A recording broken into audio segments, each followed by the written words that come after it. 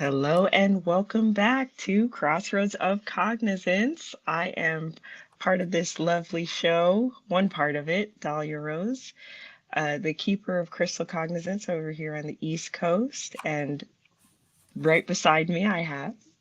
Hi, I'm Katrina Rasbold. I'm the other half of this dynamic duo, and I have a shop in Shingle Springs, California. So she's out east, I'm in the west. We're going to talk about the trends that we're seeing and what all's happening in between as well. Yes, indeed. And so, this week, as time has passed, there have been different topics that have come up, and interestingly enough, I don't think we've ever covered like what magic is. And so that'll be something that we'll be covering today. I tend to deal more in like energy. Katrina will deal with magic, but they're actually, I think, relatively the same, and there's a lot of overlap. So um, we'll be sharing in that with you all this evening, and covering a few other topics as well. So welcome back as usual. Drop comments in the comment section. We'll see you. And we've even figured out techie things where we can have your comments pop on screen so you can share with us as we're going through this. And hit that like and subscribe button if you're enjoying the show. Share with your friends and grab a cup of tea or water or whatever and join in the conversation. It's always fun. So with that, why don't we navigate over to our magical expert and kind of find out, well, what sparked this whole discussion on what is magic? Shannon Lynn Parker, actually, that's her name. Uh, she's a longtime friend and client, and she just popped up into my Facebook Messenger and said, "So how does magic exactly work?" And I just stared at that for a long time and thought, I could write a whole book on this, and smarter people than I have done exactly that. And I think the challenge we have with what is magic and how does it work is so many people want to look at it as something supernatural. They want Okay. to look at it as something outside of the natural world, that this is something bizarre and inaccessible, and that you've got to train to be able to learn to do it, and that it's a really obscure kind of thing, when really we can't separate magic from energy. Magic is energy. We can't separate magic from science. Magic is science.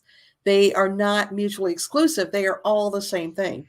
And the thing is that people, it's kind of like turning on a light switch and having the light come on. You don't have to understand everything that my husband, the electrical contractor, knows about how the electricity gets to that switch and gets to the light. You just have to know, flip the switch, light come on. And really, you don't have to understand, and thank God as we don't, because we don't have enough knowledge for that, why and how magic works. We know what influences it. We know that a lot of what magic is primarily an energetic force. And sometimes that energetic force comes from inside us. Sometimes it comes from our divine um, figures that we have instilled and made holy. And sometimes it's just that unknowable factor that we're not smart enough to know about yet.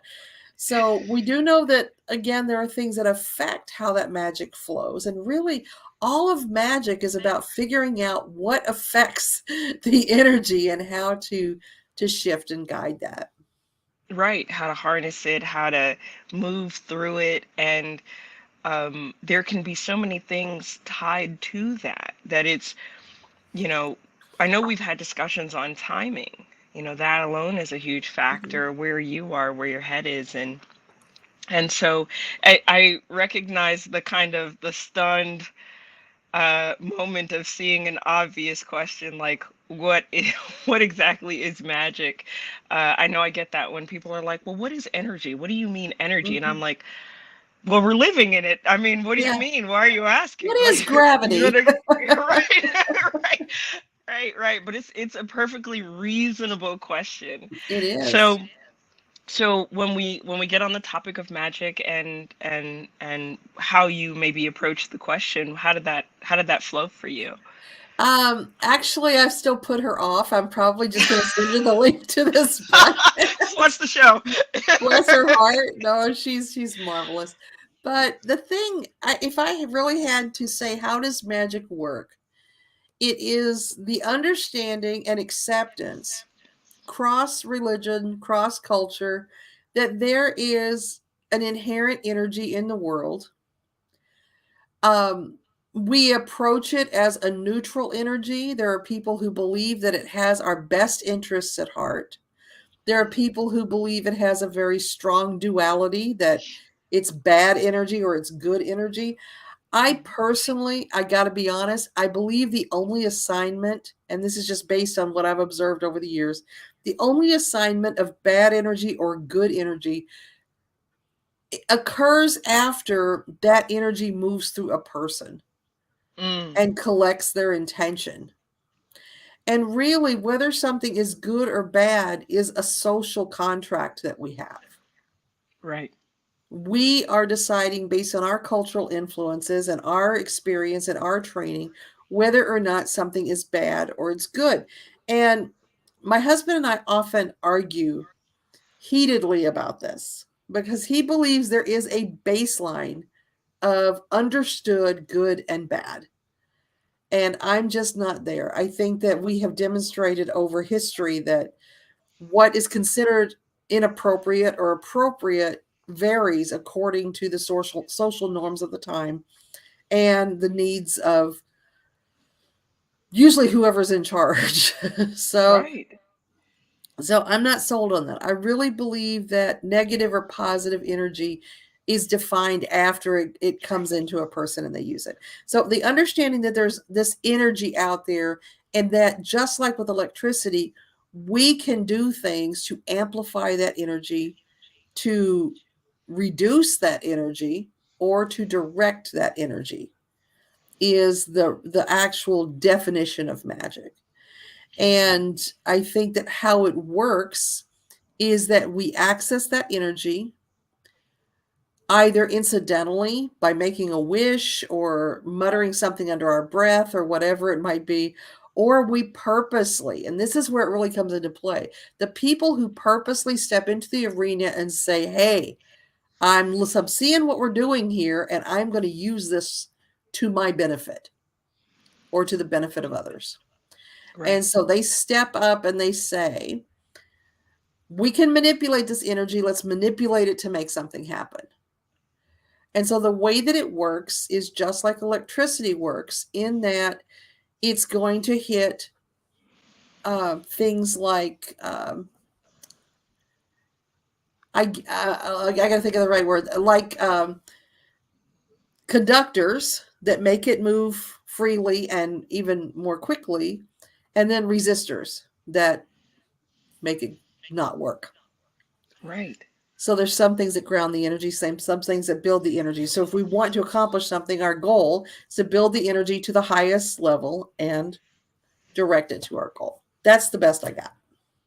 No, that was a great explanation. And it, navigating all of those things, you mentioned the supernatural principle to start, and this is where religion comes into play, right? Mhm. Usually that is the case, religion or some sort of cultural external belief that it has to be supernatural because you're not capable of it on your own, and who are you to touch this source of energy if you're not, a Marvel superhero?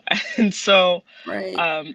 there's that instance, and then how do you connect with that energy? So, it reminds me when you talk about the light switch and, the light comes on, it's only been a few years, I think, within at least within the last decade, that we've realized how trees communicate with each other. They don't just stand near each other. They have a whole system and wiring underneath them. And to consider that years prior would have been a magical process, but it's now accepted by science, and so it's just known. Well, and the same thing, if we went back to the 1800s with a Bic lighter, we'd probably be burned at the stake. So yesterday's magic is inherently today's science. Yep. And a lot of what is magical right now will one day be every day. It will be science. Just like the old witch at the edge of the village who tells people to chew white willow bark when they're having pain. Hmm. And she's considered an outcast or a shaman, depending on what area we're in and what century we're in. But really, what it comes down to is white willow bark is what is an aspirin. Right.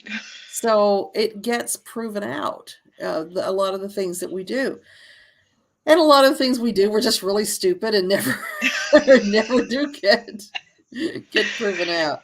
A lot of Right. I doubt that science is going to one day say you have to be given your first tarot deck. Sometimes it's just something really dumb that somebody made up and it took off. It became woo woo.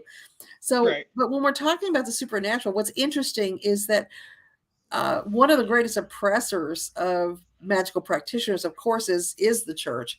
And the church is one of the greatest practitioners of magic because the prayer, the group energy that's used, having somebody who guides that energy, those are all magical acts. Those are all Right. energetic, spiritually energetic acts that are no different than a person who's stirring a cauldron or using meditation in order to raise energy.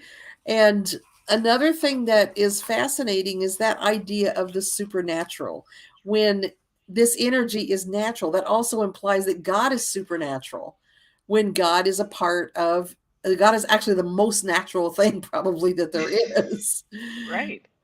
So Very much a part of you. what I always tell people is that, you know, magic is not a place to be entered into fearfully. People Right. will come in, oh gosh, if I do this wrong, I'm going to get a backlash, or this is going to happen, or that's going to happen. And it's not a place of fear, it's a natural occurrence. And it's going to go on before you. I mean, it went on before you long, long, long, thousands of years before you ever, popped out of your mom's business and began to become a magical person. It's going to continue long after your dust, but because we've been in it, it's forever changed because we stepped in, we played our magical song, we became part of the fabric of magic, and then we move on. So really, we are the not contaminant. We are what's supernatural. We are we're the variant here, is what I should say, Yeah. to a very natural process. And I think, magic is even reforming itself in how many people discovered it over the last couple of years. And we're entering into this place where we're reconnecting with our personal magic. So there's been a lot of generalities over the years of what works and how to use an X, Y, and Z.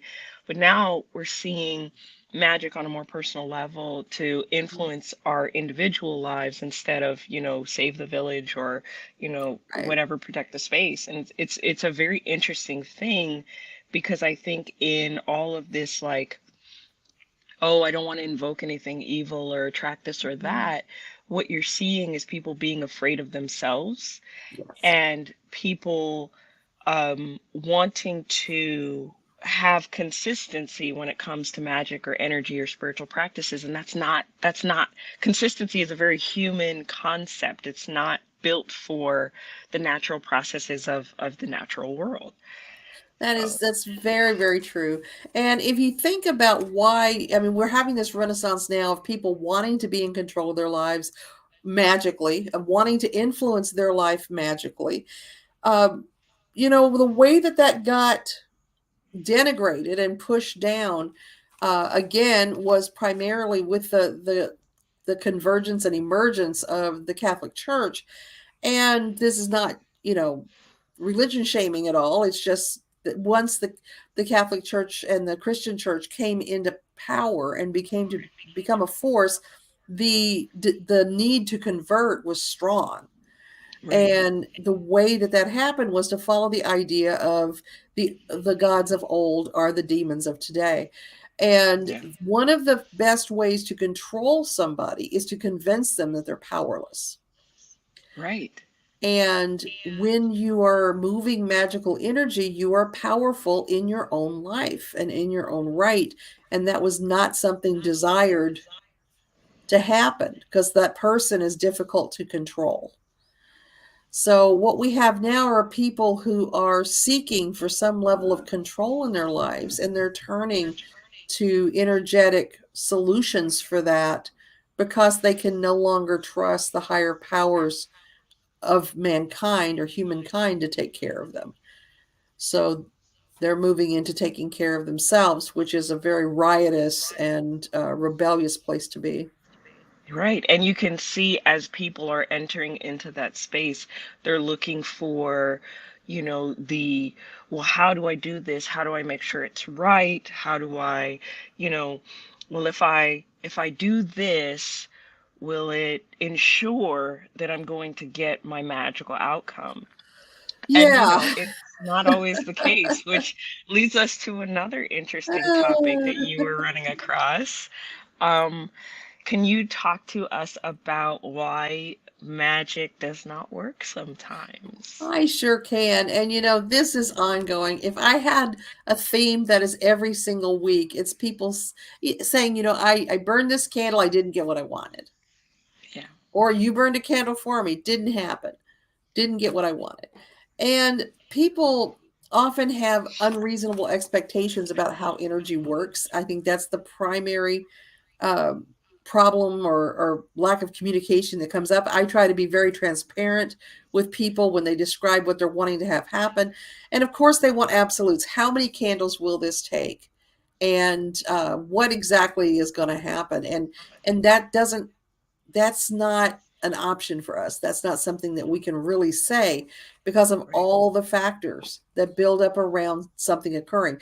We also have to take into consideration the fact that most of the time when somebody is working magic to improve their life, what they really mean is they're trying to get somebody else to do something that they want to have happen, not to fix themselves, but to manipulate and control somebody else. I want them to love me. I want them to come back. I want them to give me a job. I want them to sell me their house. I want them to be friendly to me and stop talking about me. There's all this control of other people. And as soon as you bring another person into the equation, you've got this whole other incredible list of factors Yep. that you might not even know about that you've got to work against. So why is my energy not working? Now, granted, we do get people in who will say things like, "Oh my gosh, your candles are the best. We burn these candles, and it worked great." I mean, that does happen. I don't want to say that we're just all failure, but we do have people asking, "I did all the right things. Why did my magic not work?" Number one, your energy load is not sufficient. That's the first thing. So we never know the energy load of any magical goal. Mm-hmm. We just don't know all of those extenuating circumstances. And when you are working on a spell work that involves another person, you just more than doubled what that energy load is going to be. Yep. So let's say that you want your ex husband to come back to you. Now, that's a really common one. So you've got that thing right there. Then you've got the idea of, I want my ex-husband to come back to me, but we parted on really bad terms. Okay, we just upped the energy load. I want my ex-husband to come back to me, but we parted on really bad terms 20 years ago. And then there went the energy load up a little bit higher. We parted Right. on bad terms because I cheated on him. Higher. Right. He really hates me now. So much higher. And he's married to somebody else. Higher. They have 3 children. Higher. You know, I haven't talked to them in 8 years. Higher. So there's all of this compounding the energy load that's going to be required to make that light bulb light up. That compared to, I want my ex-husband to come back to me, but that ex-husband is sitting there pining, wondering if it's even Mm, possible should they reach out. Then the energy is going to knock them right through. We get a one candle success. So it's really got to do with the energy load, and nobody knows their energy load. You think you know the energy load, You do not know the energy load. Right. So, the next thing is that people might have, they're not wholly committed to what they're doing. Yeah. I was having this I know conversation you're seeing that. not Tell me too the long story. ago. So, asking, I'm a huge fan of your candles, and I have people that also love your candles as well. And so burning them, they will materialize different circumstances within the candles themselves. So if the candle goes black, if the candle, is whatever's happening to the candle. And so we were talking about how candles are, one, they're supposed to support you through the energetic process, but they're also going to tell you if they're having trouble. And if you're burning, say, like a My Best Life candle, and you're walking around saying, well, my life is shit and it's not going well, your candle's going to start to turn black. And it's going to be like, wait a minute, I got to fight you for your best life. Like, what's happening? And so these are the things that happen. Another thing that I tend to see is when I do my healing sessions, I give a small reading, it's like a one-page write-up. This is what's going on. These are the things you're encountering, blah, blah, blah, blah, blah. And I often see people kind of like melt because it resonates, but it also means that they have work to do. And Right. so they're like, wait a minute. So to your point of energetic load, here's the conversation. Let's start here because it's only a starting point that I'm pointing to, and then we're going to apply energy throughout the session, and then you'll have additional things occur. And so oftentimes I get like okay, well, what do I do next? And I'm like, I wrote it down. Like, I wrote down a page of what you do next. You Literally scroll up. So yeah, Christy is talking about burning a Justice Jewess. I don't. I'm sorry. I'm probably saying it wrong. So who is? Uh, who is Let's, it's the who Just is? Judge candle. It's a candle specific to bringing the perfect judge into a something that's going to be adjudicated, and also to win them to your favor, and for the decision made to be perfectly fair and justified. Right. And so, Christy, better make sure you're on the right side of justice burning that candle. I think Katrina That's gave what's that warning before. ah, I've had this happen twice to me this week, where somebody wants to me to do spell work, and I'll do it. I don't care, to do spell work to create a favorable outcome for them in court. And then you're saying, okay, I can do that, but in order to do that, I've got to know, are you guilty or are you not? Yeah. I'm not going to burn the justice candle if you need accountability here. So yeah, Now, Heidi has a question for us. How does burning a candle help the candle do its share of the work? Hmm. Um, act in accord. Thoughts? Don't make the candle do all the heavy lifting. You have to do Ah, the work too, is what I would say. Um, here's an example. Let me show you something.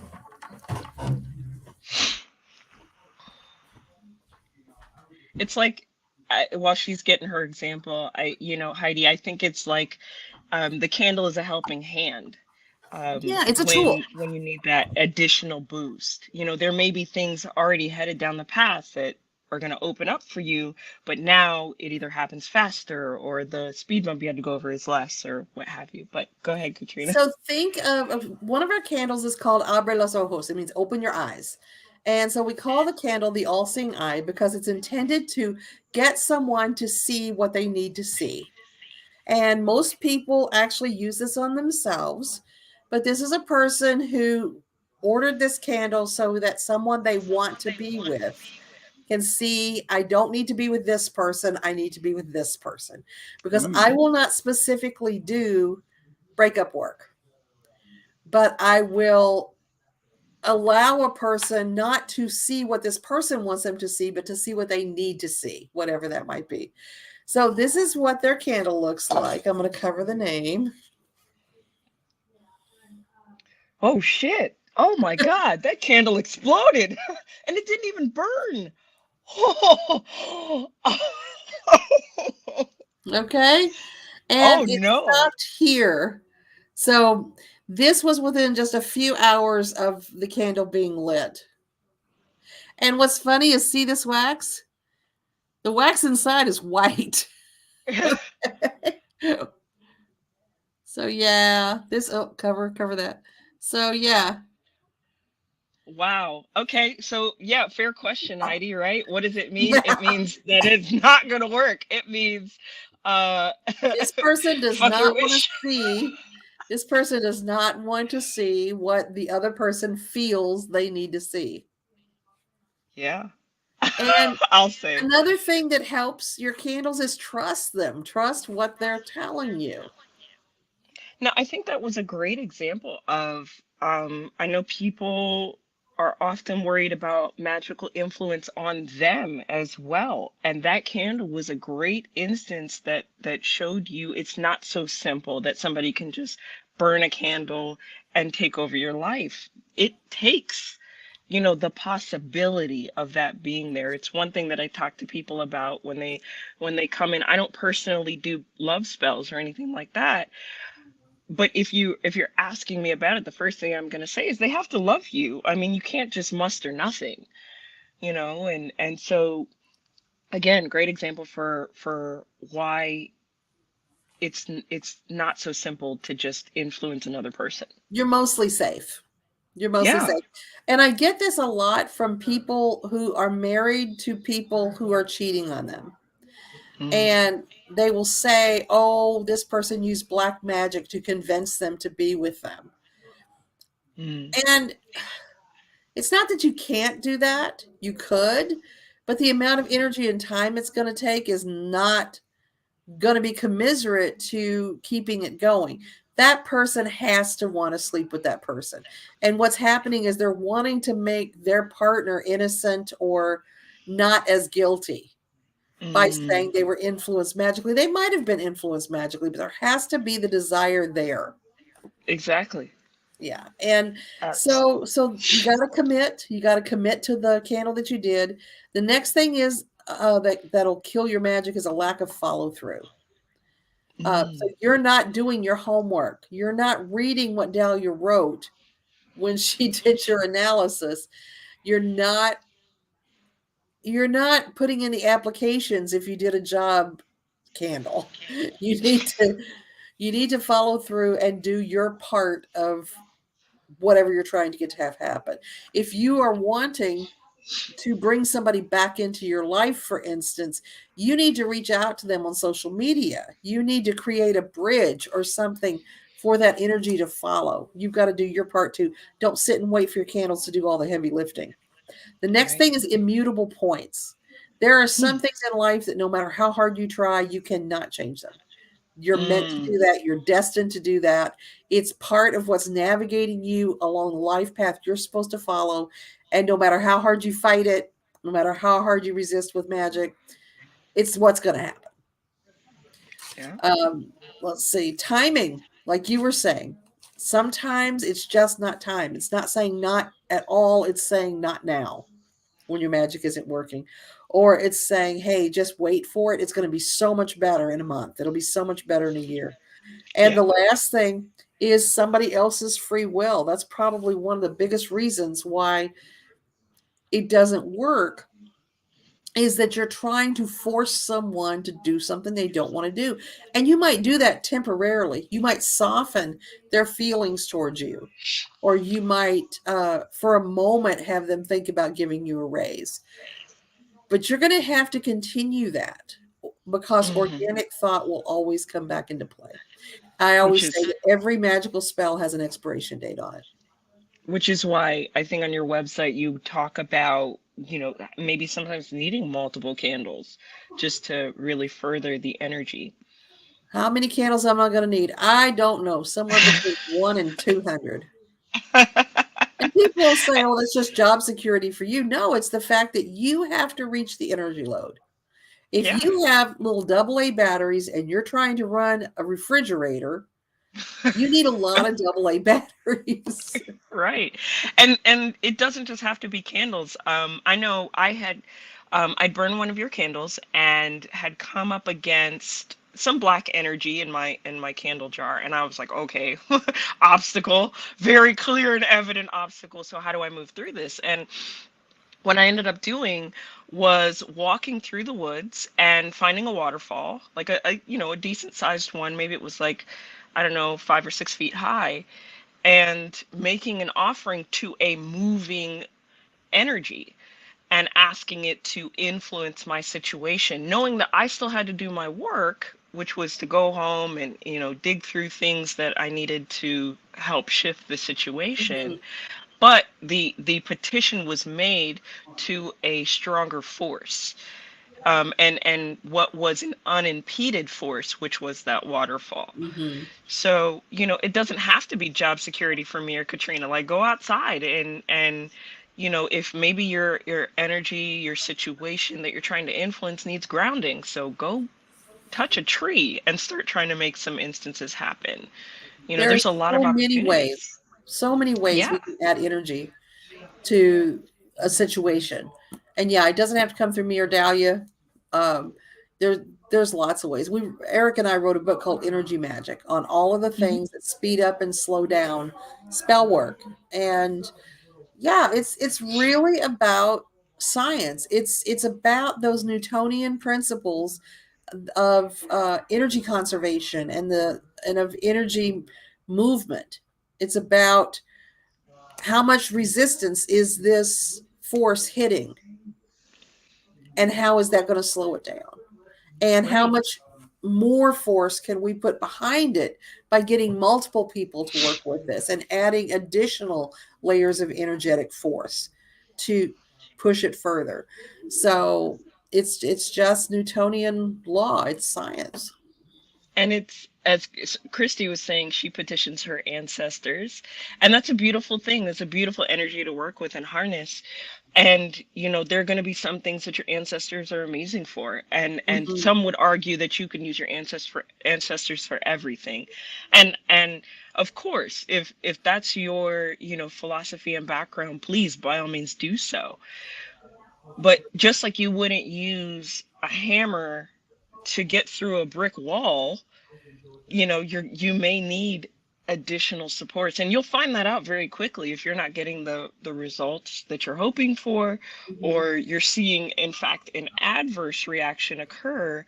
You need to do more stuff, and maybe that looks like the inner work, maybe it looks like the outer work, maybe it looks like putting things on hold until the timing's better, as Katrina was saying. So, there's a lot of factors as to why magic doesn't work, but I think, you know being a Virgo, I can get very negative. So I tend to switch my phrasing around, trying to make everything into an opportunity.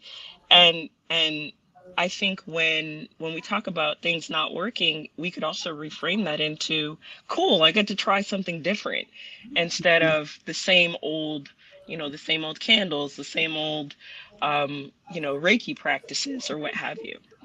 The other question, too, when we're talking about ancestor work, it's important to know when we access our spirit guides and our ancestors that our ancestors are disembodied souls in theory. They're passed before us. Are they assholes? You really have to look at what the energy was around your ancestors. Were your ancestors empowering and uplifting and supportive? Or, were they shysters? You've got to think Mm, about who those ancestors were and then decide if that team is going to be an asset. My thought is if you knew your ancestors personally, if it's a great great grandfather or something like that you personally met and had an affinity with, and their motivations, absolutely bring them on board. If you met them and they disowned you, don't bring them into your process. You've got to really think about the ancestors as people on the other side. We think of yes. ancestors as this heavenly choir that's going to come in and sing every time we do something right and help us out. And sometimes our ancestors are not helpful. Sometimes our ancestors are not empowered. Sometimes They're not what we want them to be. And so my thought is access your ancestors, develop a relationship with them before you Yes. call on them and ask them to, chop wood and carry water for you. Well, and this is a great point.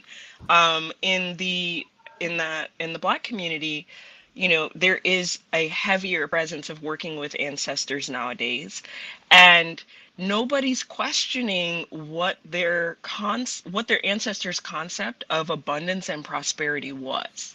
And there is so much to be said for, you know, racism and other things, and I'm sorry, this you is know, not funny. no, no, no. I'm sorry, honey. I pictured like praying for prosperity and somebody brings a mule up to your door. Right. That's exactly the point. Like, it's hilarious to think about, and that mule has absolutely no value to you, and you're like, well, what the fuck? So these are important concepts to bring about, because maybe they don't understand. Maybe you're the progenitor of your own prosperity and abundance, and your energy is sending that backwards, instead of, I mean, there are ancestors that you had that never had a house, that only wanted to just live or had to just survive their situation. Those are not the ones you want to talk to Right. about, the car you could get, or Hmm. whatever. Women There's so didn't much. work outside of the home. Oh, my life is shit. Don't worry, little buttercup. We'll get you home and fat and pregnant in no time at Right, all. right. Yeah, it's wild, and this is why magic and energy are not so simple. They're not. So, And I've got a friend that is African American, and she has got this complex um, ancestral background of there were white people who owned slaves, there were slaves, there were black people who owned slaves. And so when she calls in her ancestors, they all just fight with each other. oh no. And they're not cooperative. They're having very different motivations. They're super different people from one another, and it makes it difficult. She has to specifically isolate what segment of ancestors she's addressing for the problem Mm. that she's dealing with at that time. And so we just have this blanket ancestor thing of, oh, my ancestors will help me with this. I'm like, oh, good luck with that. I hope they do. Well, and I think it's a blurring of concepts, right? Because primarily up to now, folks have focused on their spirit guides, and, oh, my spirit guides this, my spirit guides that, and I think, and you can speak on this of your experience, but as far as spirit guides go, they come and they go, and they come in as appropriate. So you don't necessarily have to ask for a spirit guide that will help you Mhm. with your business. Like, if you have a business, likely in your spirit team, there's somebody funneling inspiration to you so that you can further your business. But it's not the same for ancestors, but people are just sort of carrying these spiritual concepts to and fro, and they're Right. not the same. Has that been your experience with spirit guides? Absolutely, exactly what you described. And spirit guides, ancestors, whole different ball teams. Like you were Yep. saying, spirit guides come and go. Spirit guides are there when you need them. They're more like your guardian angels or your wiser ones that are advising you and helping you and assisting you. It's not that your ancestors aren't wise. We just can't guarantee that. Now, that originally throughout, for instance, my natural cultural path, which is ancestor or Appalachian granny magic, and through hoodoo and some of the ATRs, we're looking at ancestor veneration. That is Hmm. different. Ancestor veneration and bringing that veneration into your magical practice is gratification or gratitude. It's saying thank you to your ancestors, without Right. whom you would not be, and giving honor to them and giving them a place and giving them memory, to come into your home and to say, I see you, I recognize you, thank you for being here. So that's kind of a different process than what Right. most people think about when they think about ancestors. It's a different camp.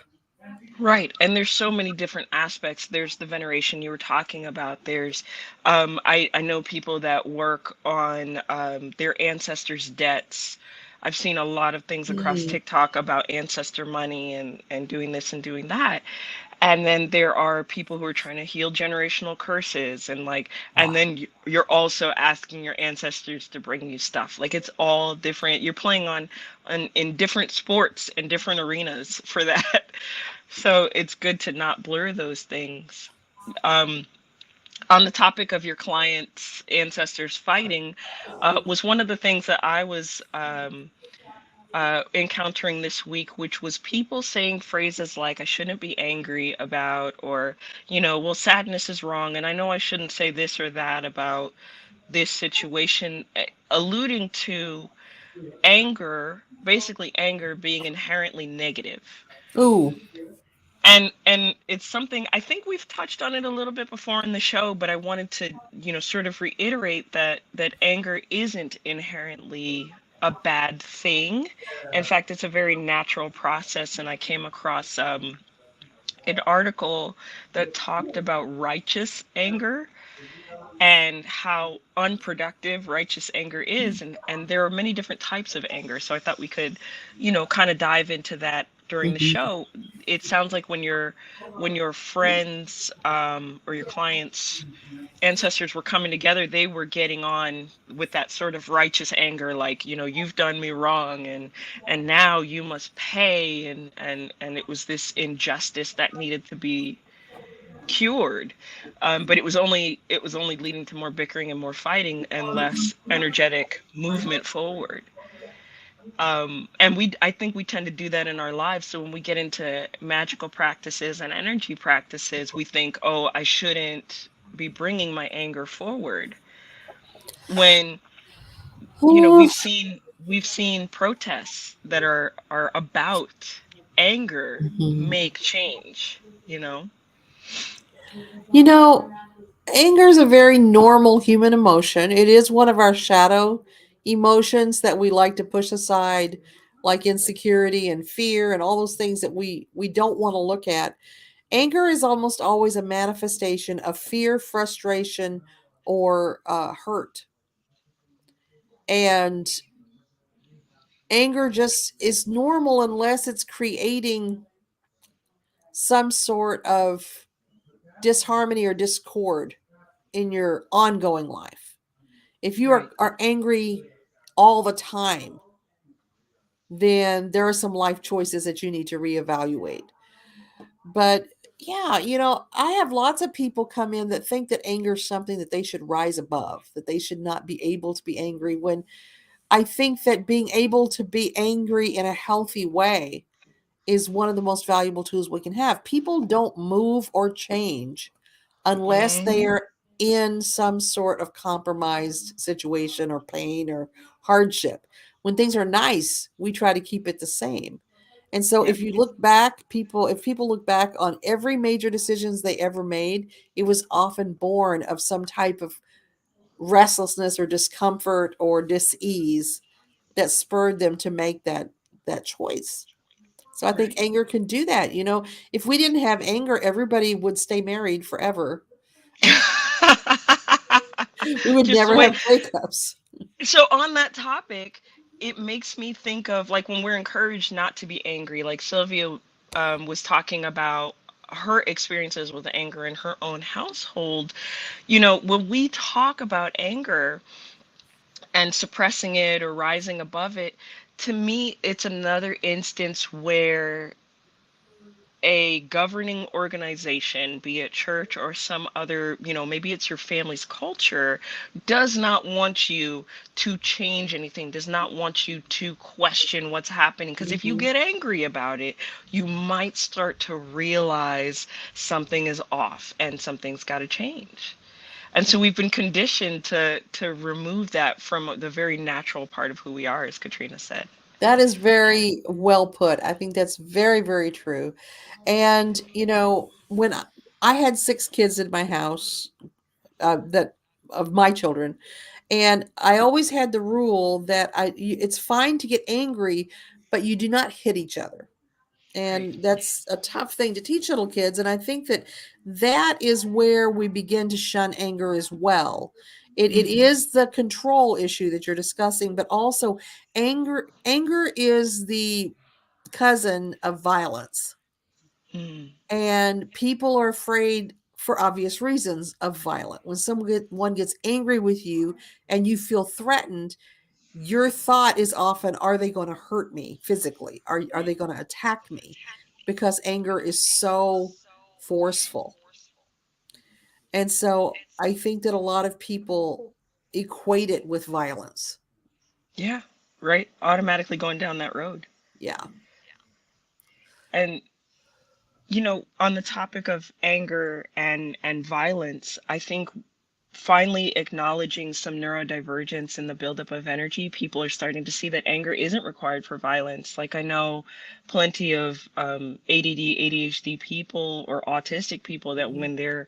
when they're anger, or not their anger, but just they're overwhelmed with energy, Mhm. they may go to hitting just to That's express that true. anger, or children who go into biting to express something that they don't have words for, but it's not anger, and so it's interesting concept, a need to express ourselves. I agree with that. And anger is a complicated energy that we don't want to feel because we Hmm. don't want it, and it's not the anger that we don't want, it's what caused the anger that we don't want. Right. It's something that has harmed us or frustrated us or scared us in some way that causes this fight or flight that ignites the anger. And I don't like to be angry. I'm not good with confrontation at all. And Same. I don't, being a Virgo as well, all of my anger goes into my belly and into my intestines, and my the racing thoughts, the intrusive thoughts. And I have some OCD and ADHD as well. And so when I get angry about something, I can't rest until it's managed.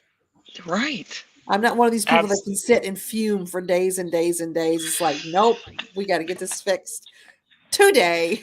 Right. I need to move on with my life. Yeah. Absolutely. Absolutely. And so, with this sort of not new concept of anger, but this expanded concept of anger being an okay space to be in, I think there's also room to kind of talk about incorporating it in magical practices. Like, if you're doing magic or energy work in an angry space, I notice that people are like, oh my gosh, well, I might invite in something that also is angry. And it's like, well, that's not necessarily the case. What if you invite in something that defends you in when you felt offended and you need that protection, and the intensity of your anger is not go out and hurt them, but please, keep this from me. Mm. Then I don't think it's necessarily negative. I mean, I might be getting a little convoluted there. I Um, don't think so. I also think that people that are irrationally angry, and I don't mean irrational in the sense that their anger is not justified, but just that they're all over the place angry. yeah. Most of those people do not have the energetic focus to create harm or to call anything. We're just everywhere with that. And it's the same thing when we're profoundly sad or even profoundly happy. You have to have narrow, neutral focus to be able to really affect intense change. And there's been times, I've been at the altar doing the ugly cry, I want you to kill him. He hurt my feelings so bad, Right. and when that happens, all of a sudden, your gods and your goddess is like, get the fuck out of here. Right. Oh, that's cute. You're drunk, Whoa. Katrina. Go home. Sleep it off. Sleep it off. Right. So, we can inadvertently cause harm if we can get angry or sad or frustrated daggers out there. But overall, I really think that the Lord loves drunks, little children, and angry people. They're just like, whatever. Right. It's the damage that we do in real time I'm less concerned about the magical impact and more concerned about the drunk calling at night and Or the keying and of the vehicles. lack of compassion, Yeah. the lack of accountability that comes with that too. Yeah. So, but I think also what is just as offensive to me as somebody who is just really angry is somebody who is so passive that they won't Mm. get angry when you want them to get angry. When you're like, why are you okay with this? And I'm not talking about the vague posts on social media that are like, oh, if you're not angry right now, you're not paying attention. I'm not talking about that. I'm talking about when you see somebody being obviously abused Mm. verbally or even physically, and you're like, why are you so passive about this? You know, that comes back to you're not in their life, you're not having their triggers, you're not managing the situations that they're managing. So sometimes understanding somebody else's lack of anger can be equally frustrating. Well, and I think like so I've had that kind of question, right? Like people love to ask me, what I think about what's going on a global scale, and I'm just like, you don't want that answer. So, um, because it's not going to be what you thought it was, and Don't get in I with your have red flags and your blue flags. I have to kind of get into this discussion of how unproductive my anger is. My Yes. my anger is, blackout rage, and then I wake up and I go, what happened? I haven't helped you. I've probably mauled a couple of people, mentally, emotionally. I'm small, so maybe not physically, but I've certainly done my damage, and knowing that of myself, oftentimes I will get into that, like, it's not a passive space, but it's a okay, I'm just angry enough to try and do something to help. That might be, donating or information or whatever. And I've had that space. I've teetered between that unproductive anger and the helpful space, especially with clients who come to me and their spouses are mistreating them, or they're not speaking up for themselves, and I'm like, oh man, the superhero cape comes on, and Yeah, I'm like, oh no, and then I go out and I try to support. But if I get any angrier than that, then we're talking different I scenario. understand. And sometimes you do have to understand that all the client wants is just permission to be angry. Right. And sometimes they're doing a little fact checking here of, look, is this as fucked up as I think it is? Because I've been kind of having these gaslighting moments where I'm being told that it's not appropriate for me to be angry about this. What does an outsider feel about that? And that helps. And so when we get off of the global, why we should all be angry thing and adjust it to individual anger, I have to wonder um, what you were originally talking about. When we got to that place in society where people have to apologize for being angry, and I know I shouldn't feel angry. I know that, anger is not as low of a vibration emotion as Mhm. people think it is. And there's, like you were saying before, there's some really productive things that can come out of anger. It's just comes back to the question of what is your anger doing for you? And Right. one of the things that I'd always heard is that, some forms of anger are like, um, drinking poison and expecting the other person to die. How is it affecting you? And how is it productive for you? And that's really, once you get over the initial reaction to whatever happened, that's what it comes down to is how is this anger affecting, helping, or hurting you? And then we decide what to do with it. Right, and we have very real science to talk about how it hurts us. Those cortisol levels, those what it does to your heart, what it does to your insides and your organs is they don't have eyes to see that this person offended you. All they know is there's stress in your body now. And, versus the helpful anger, which is like, okay, no, and now it's finally time for me to make a change. I know that was how I navigated separation and divorce and finding myself again. So Um, so Christy Price mentioned earlier she's a Virgo. So she said she's very comfortable in her fury. I have to be careful with her mouth. That's probably every Virgo. I agree. You know, the one thing that we learn early on as Virgos is that you can't unring that bell. And Nope. so you've really got to think about the things that are banging around in your head versus what you let out into the world because you can't unsay that. And once you've said something profoundly hurtful to somebody in your anger, they're always going to know that that's somewhere in your head. They're going to know that you're capable of saying that. And that then becomes your legacy. And so that's a hard place to be, especially when you can think of so many brilliant things to say that And just articulate them deserve nicely. airtime. Man, if I wrote this, I'd probably get or said it, I'd probably get a Pulitzer or something Well, just and the for. worst part is when you think of those things after the discussion. Shit, I should have said this. That's probably our saving grace. It's not having it in the moment. You know, I'll walk Oh back my in the goodness. room 3 or 4 days later and be like, Eric, you And know, you when we know what talked about this else? other thing, can we just go back to that? Because I thought of something really cool to say. He'll be like, okay. And usually we're both not angry then. He'll be like, okay, that was good. Right, I see your point. You should have said that. We could have saved a lot of time. Right. Oh my goodness. So across the board in this conversation, we've been able to navigate, what is magic. And please, guys, if you get a chance to replay this particular video, Katrina strung that together so well. I was like, well, shit. I mean, we could probably do a research paper just starting with that phrase alone. So she gave us this brilliant definition of magic, and the discussion being, how does it work? Why does it work? Why does it not?